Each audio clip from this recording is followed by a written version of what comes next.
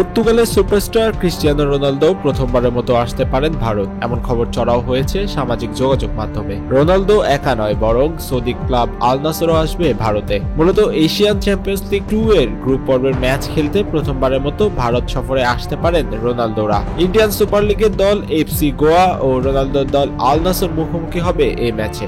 ভারতের সংবাদ মাধ্যম ইতিমধ্যেই যে ম্যাচটিকে ঐতিহাসিক হিসেবে আখ্যা দিচ্ছে।